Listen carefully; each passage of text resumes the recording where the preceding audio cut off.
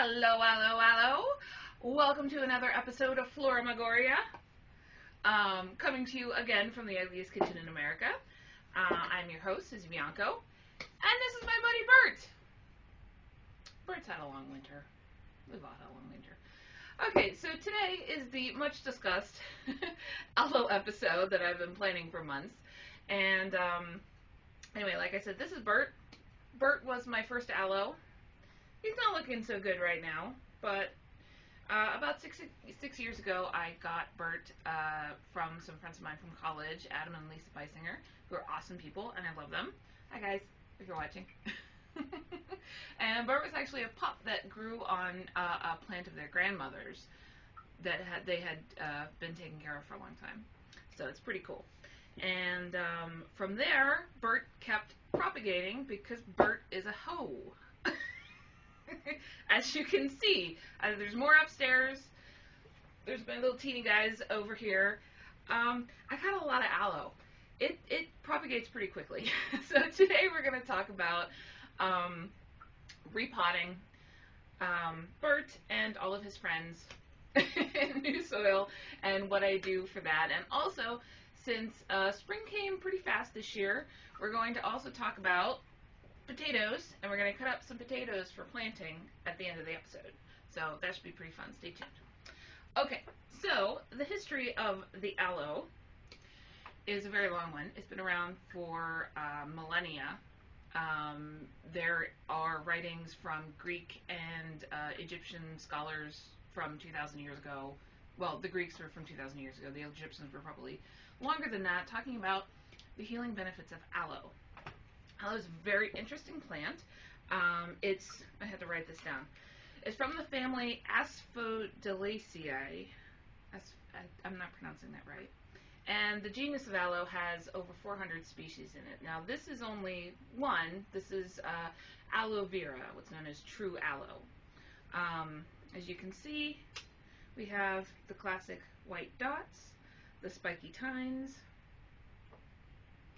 and of course it's a type of succulent. All aloe is a type of succulent, which is its own sort of class of plant.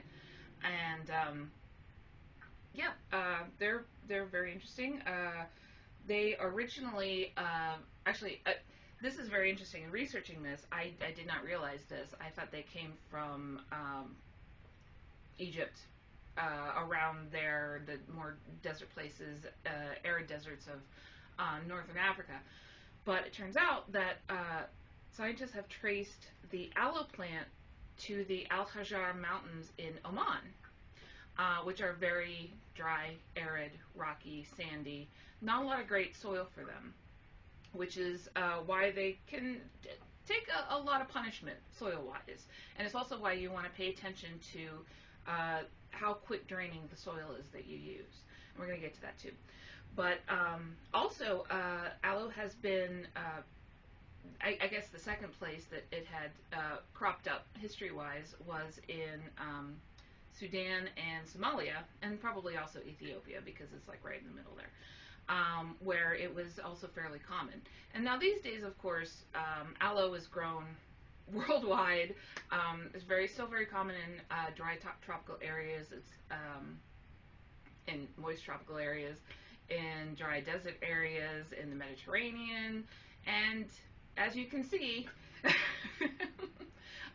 in Pennsylvania. So we're going to go ahead and get started. First, what we're going to do is take off all of our little stones.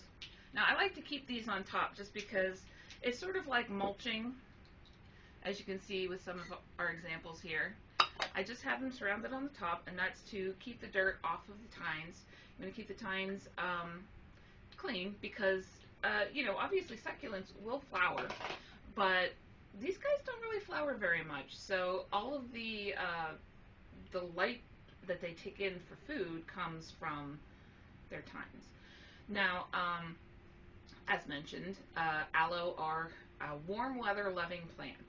And winters around here are tough, especially because, as I mentioned in a previous episode, my furnace is not working. So my house does get very cold in the winter. That's why My poor aloe plants are not looking so good, as you can see. This happens every winter, and by the end of summer, they tend to look pretty good. They get pretty healthy, and then the whole thing starts over again.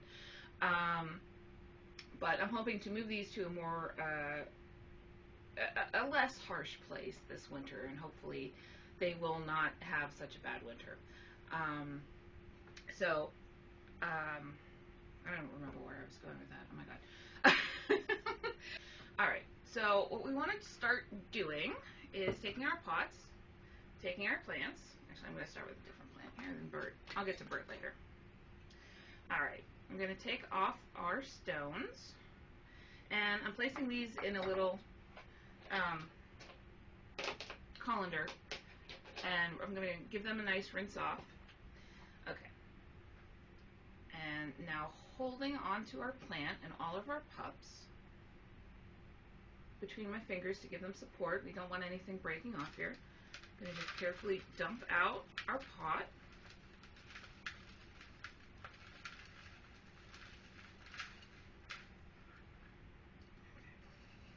Dump out all of our old soil. Okay, be very careful taking these out because they are going to have pups on them.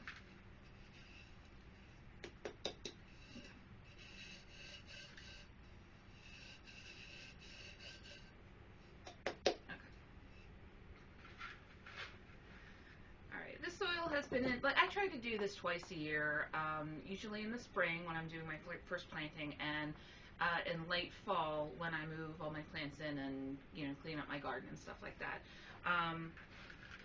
So the soil that they have is not really that used up. They don't use a huge amount of nutrients from it, but it's still, you still need to keep enough nutrients in there that it'll keep it going for a while.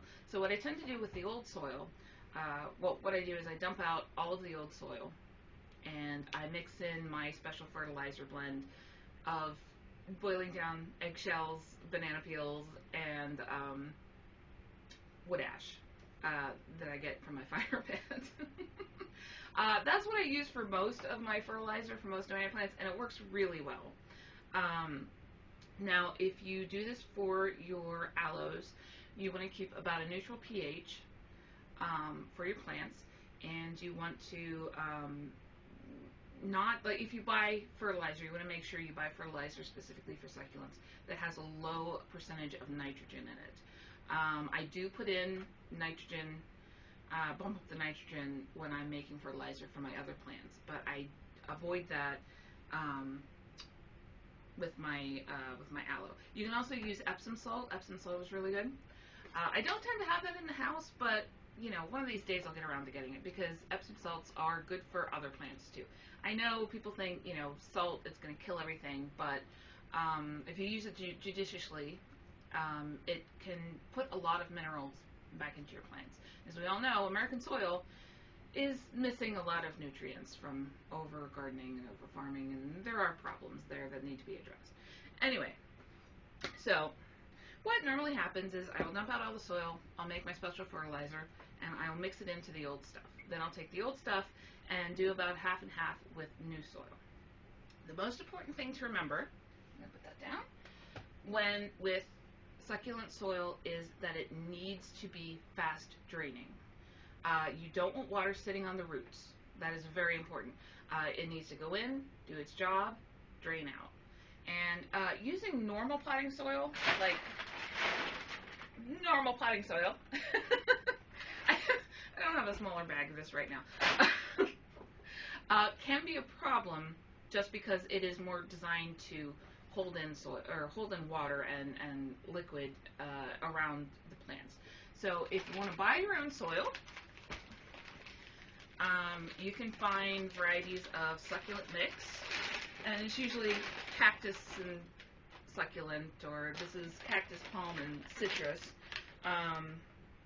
But it says on their fast draining formula, so you want to make sure it's specifically succulent, or specifically aloe, or specifically cactus, or that it's a combination of the two and that it's fast draining. That's very, very important. Now, if you want to make your own, which I used to do, I called it Burt Dirt. It still makes me laugh. what I used to do was take about half and half of regular potting soil and very coarse grained sand, the coarsest grained sand that you can find. That will keep the sand will sort of help keep the potting soil from trapping moisture in. It'll help it drain a good bit. And also, I should mention, I always like to use terracotta pots because they are, I know I extolled the virtues of terracotta when I was talking about it in my biscotti episode of Kitchen Witchin'.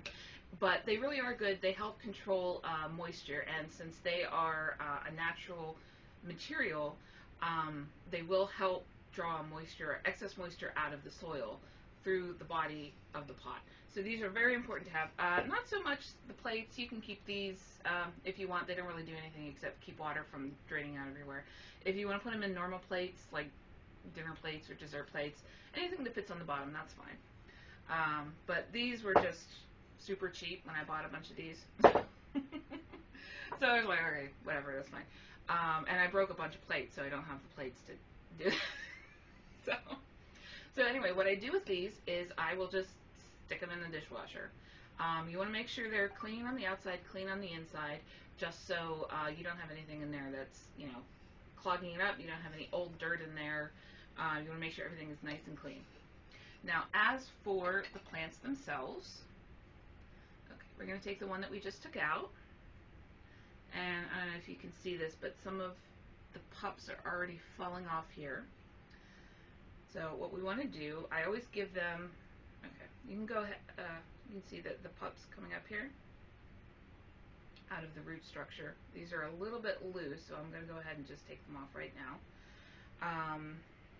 Any of these little self-contained plants, as you can see, hopefully with this one, you have an excellent root system on this. Okay, you have this little heavy root here, and then this lighter one coming down. So as people say, it has a healthy taproot on it. So this will be able to be popped right into soil, and it should be good to go. Okay. And so there's one more on here. Now what you want to do is just kind of take it down as far as you can and hold onto it loosely and just pop it right off. You want to be very, very gentle. Okay. And as for the larger plants, what I like to do is take a bowl of water, and we're just going to give it a little rinse. You can do this at the sink too.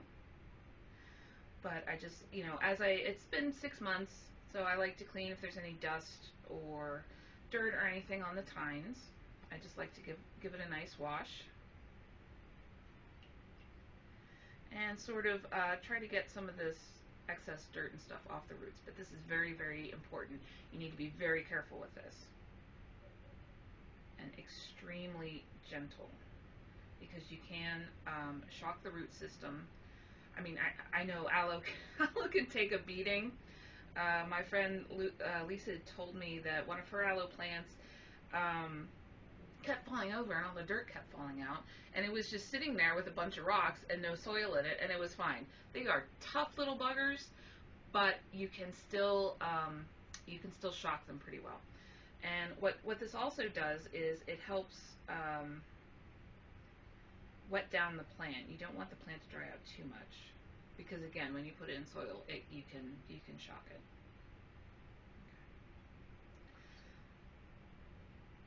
Now we're not going to get all the soil off of it, but I wanted to get some of the larger chunks and some of the white, what do you call them, vermiculite pieces out of there.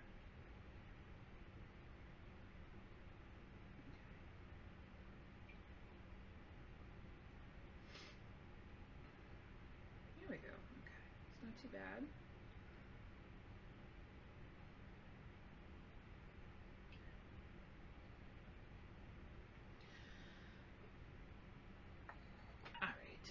And as I forgot to clean one of my pots earlier, so I could have a good example for this, we're just going to use the old pot.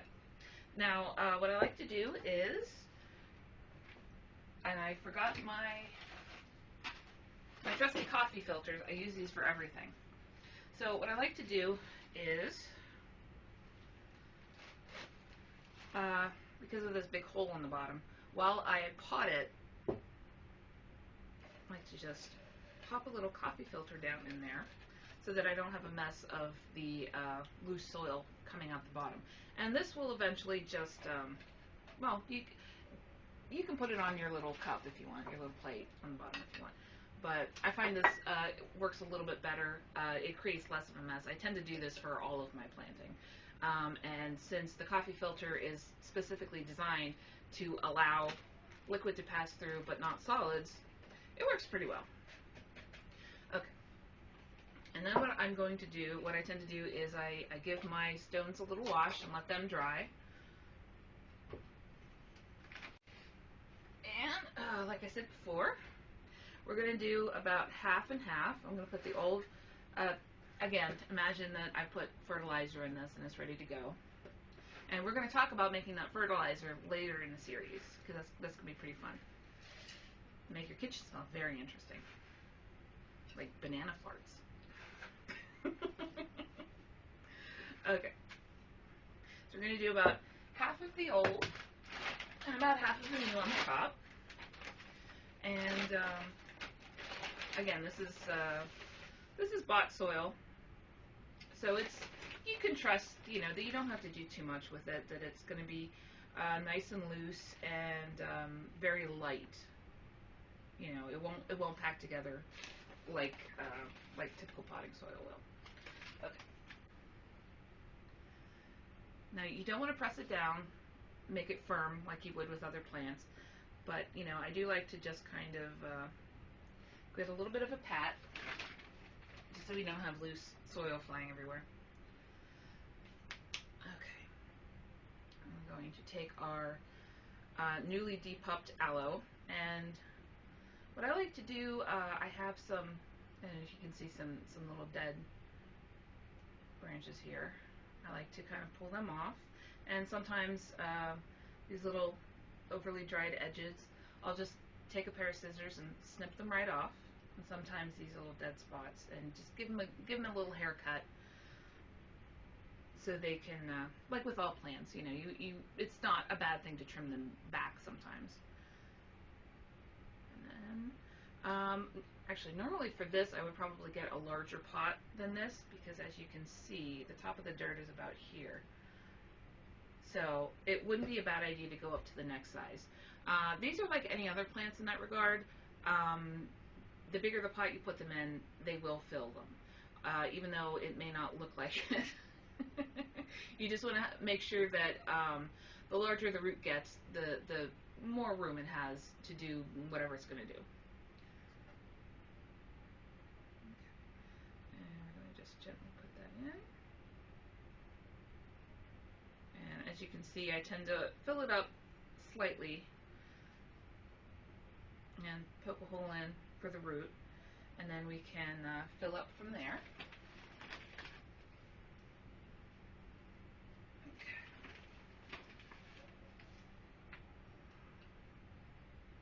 And okay, unlike what I just did, you want to make sure that you're not dumping dirt on the tines here. That's where the stones will come in. Okay, get that nice and filled up.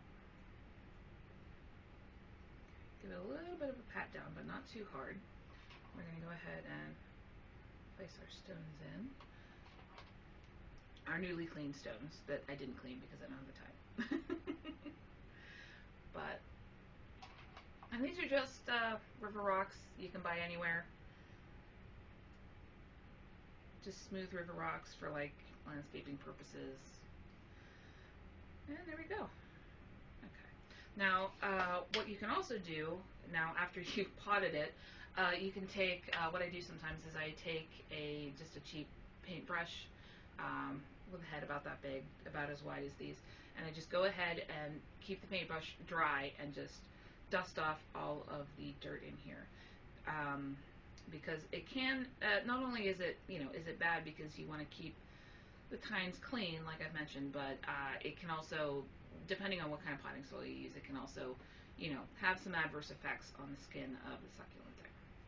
And that's about it. It's not too hard. And after this, you want to make sure you water it and keep it in a fairly shady place for a couple of days. Just like all plants, when you repot them, you can really stress them out and they could take a turn for the worse. So after repotting, give it a nice watering, keep it in the shade, but only for a few days, maybe 2 or 3, and it should be good to go. All right, so we're going to go ahead and put that aside and talk about something else. Now this very, very sad little guy was in up in my bedroom next to the window, and it gets really hot in there just because I have nowhere else to put them. So this, as you can see, I ran out of pots, so I used a small drinking glass. And what I tend to do is,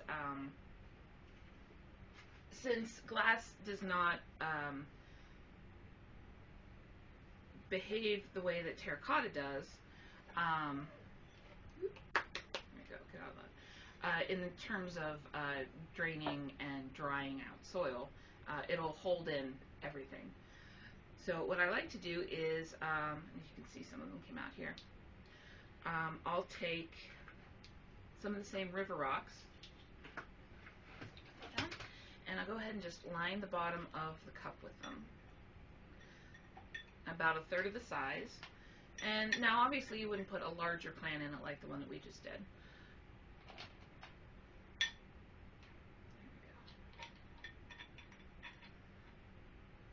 Now, yeah, just to, so that you have a little bit of a reservoir down at the bottom. The dirt will stop, it'll fill in some of these gaps, but also you'll have a little bit of just reservoir at the bottom where the excess water can kind of leak out, so it doesn't sit in the soil and hurt the root structure. And yeah, that's pretty much it. It's not too hard, but beware, these things produce pups like crazy. Like I said, I've got more upstairs than just what you see here.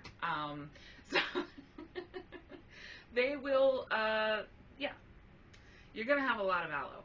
So I hope you have friends that get burned a lot. In fact, the reason why I bought aloe, or that I asked my friends to for aloe in the first place, was because I tend to burn myself a lot and melt things.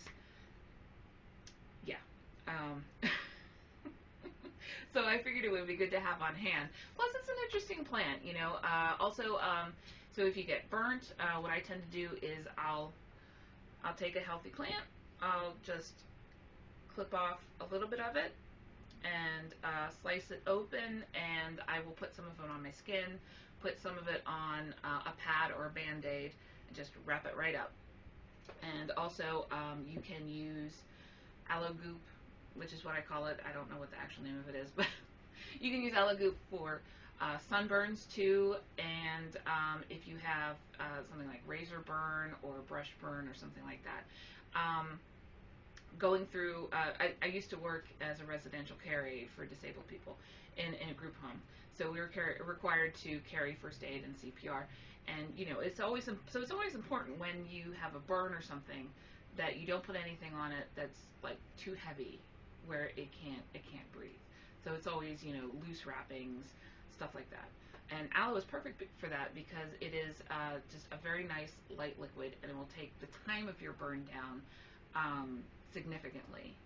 At least it does with me. I don't know about everybody else. I'm not a medical professional, so obviously make sure you consult one before you use it. But it is definitely a bit of a wonder plant. I would say don't be careful ingesting it because it can cause nausea and diarrhea, but it is not toxic. Well, I suppose in large doses it would be, but in small doses, yeah, it's more of an external topical ointment than an internal. Although history does suggest that people have used it internally. I just wouldn't suggest it unless you want you're out of I don't know. I don't know what you would use it for. Ipecac? You want to vomit? I don't know. I wouldn't suggest trying it though. But yeah, it is definitely nice to have around, and it's pretty. And with these little guys. These are actually ceramic. They're sort of lightly painted ceramic, and they do have, well, they're lightly painted terracotta. Actually, I take that back. They do have some unpainted parts here and on the bottom to help with that moisture wicking that we need, that we have with regular terracotta. You can use ceramic. I think that it does do that to a point. I don't usually, because it tends to be more expensive than these guys. But I do not use plastic unless you're willing to, like we did with the example with the glass, have a reservoir of stones to help keep the liquid away from the root structure. But oh my god, I love these little guys.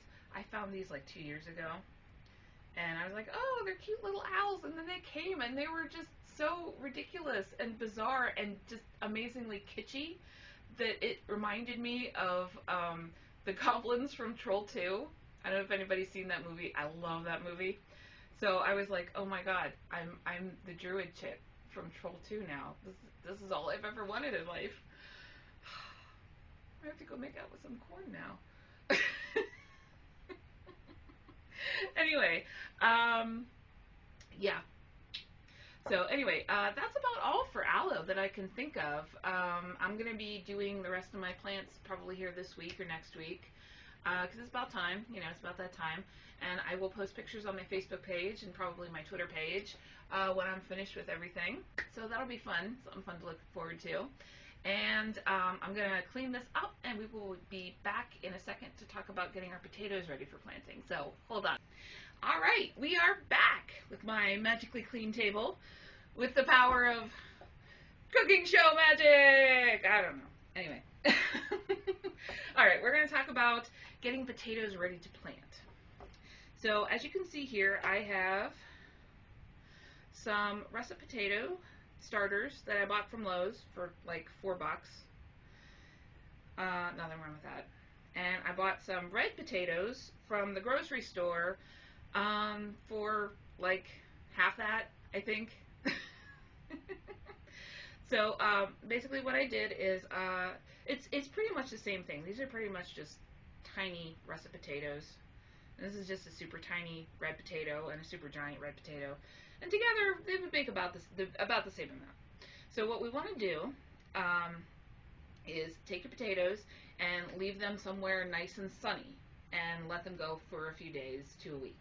I used my little plant shelf over here that we saw in the first episode.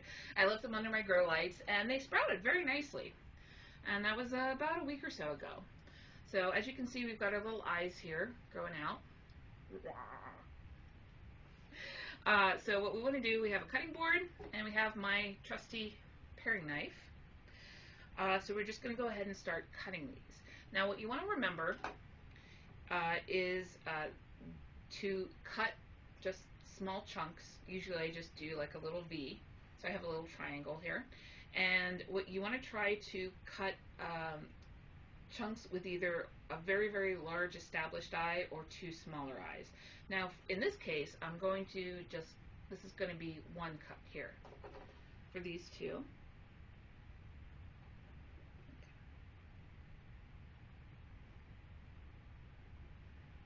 Just like that. There we go. Okay, we have two very healthy eyes on here and a little bit of potato. And see, like this guy has two very nice eyes on there too. So we're going to go ahead and do the same thing.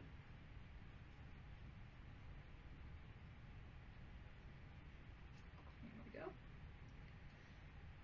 Okay. Here we have our two little potato starters. Honestly, I cut these a little small. It's not a bad idea to give it a little bit of weight there if you want. And as you can see with these guys, this is a very large head. There's a very large eye. It's already starting to sprout a little bit here. And there's some smaller eyes forming here. So for this, something like this, I would just kind of slice the whole top off. So we have these three small eyes and one very large one. And same for this guy.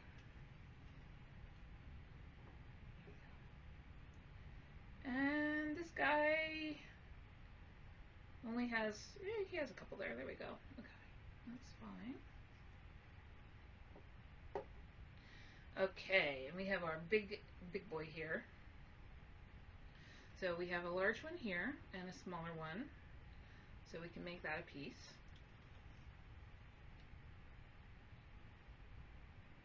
And we have a whole big growth up here. There's at least two there that are very well developed. We have two here. So we're going to go ahead and, it's going to be a little bit of a puzzle sometimes. Okay, so we have a piece there. And that might grow large enough that we could, these two eyes might be healthy enough that we could just cut this in half. We'll see. And I'm going to go ahead and slice that off there. All right. Trim that down a little bit. This guy. Okay, that's pretty good. Now, the good thing about these is you can go ahead and see there's still a lot of skin there. You can go ahead and put these back up under the lights. Eventually, this open flesh here will sort of dry out, which is also what we're going to do with these guys. And they'll develop a few more heads, or a few more eyes, I'm sorry. If they grow a head, call the government. Okay, if they grow eyes, go ahead and keep slicing them up. And we can go ahead and pop those into our drying basket too. But for now, we're going to go ahead and put these aside. Put them back on their little sunny shelf. And what I have here is just a small basket, as you can see. Small, clean, and I have some paper towels. What I like to do is just line this with paper towels and go ahead and put these in. So some people tell you that you could just pop them in the ground like this, where they have, you know, the very wet, newly exposed flesh. But I found that if you do that, they will start to rot in the ground. This is a step that kind of happened to me by accident, that I found out because I could never get my potatoes to grow before. So yeah, what you want to do, go ahead and, oh, that's not one. Leave them in the basket, skin side down, flesh side up. Don't smush your eyes, but just so that they can get some a little bit of a scab on the skin, and you'll see it'll dry up and it'll start to get a little bit rougher, and it'll look almost like a dry roasted potato on the end, but not like you want to eat it because it'll be kind of gray looking. So that's what we're aiming for these.